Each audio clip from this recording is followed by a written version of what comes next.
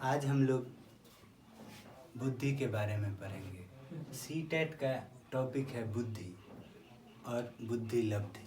बुद्धि और बुद्धि लब्धि से हमेशा 2 या 3 ठो क्वेश्चन पूछा जाता है। जो आज हम लोग का टॉपिक है बुद्धि। बुद्धि क्या है?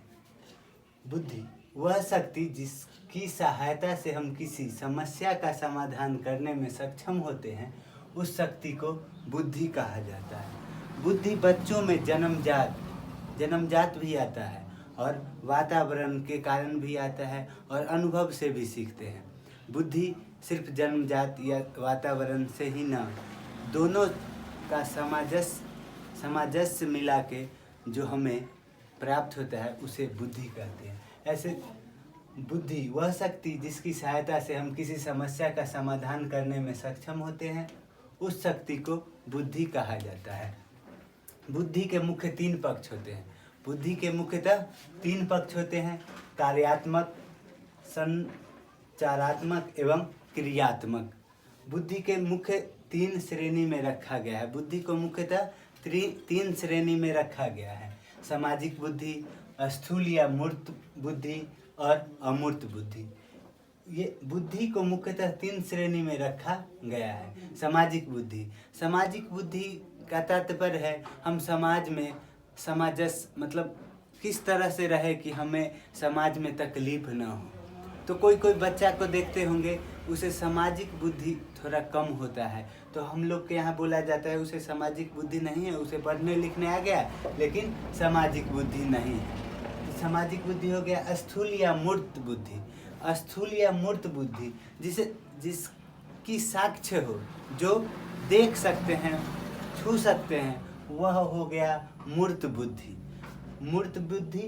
अब अमूर्त बुद्धि उसे कहते हैं जो कल्पना में किया जाता है। जैसे हम लोग रीजनिंग बनाते हैं तो रीजनिंग में अमूर्त बुद्धि का यूज ज़्यादा होता है। अमूर्त बुद्धि का यूज रीजनिंग, मैथ, कविता, कहानी लिखने में ज़्यादा, काल्पनिक चीज़ लिखने में अमूर्त बुद्धि का ज़्यादा प्रयोग होता है।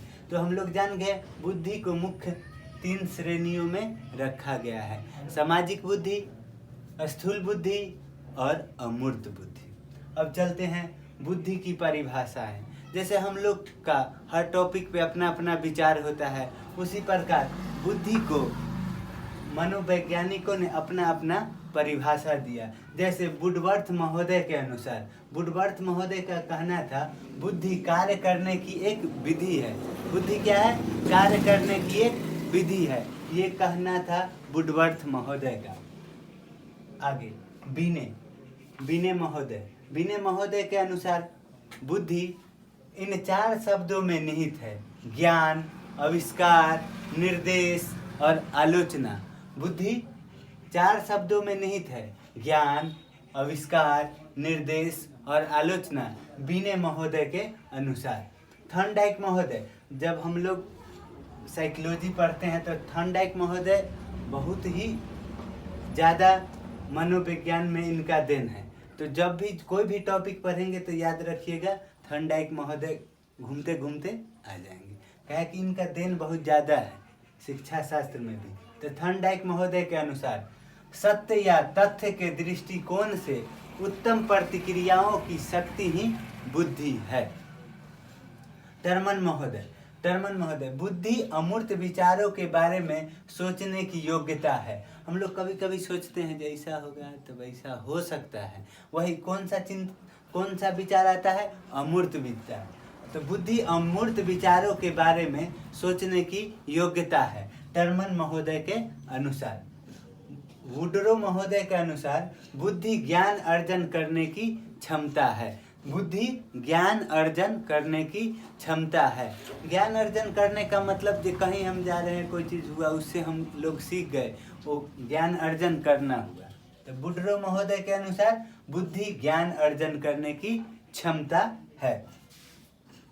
रायबर्न महोदय के अनुसार बुद्धि वह शक्ति है जो हमें समस्याओं का समाधान करने और उद्देश्य को प्राप्त करने की क्षमता देती है।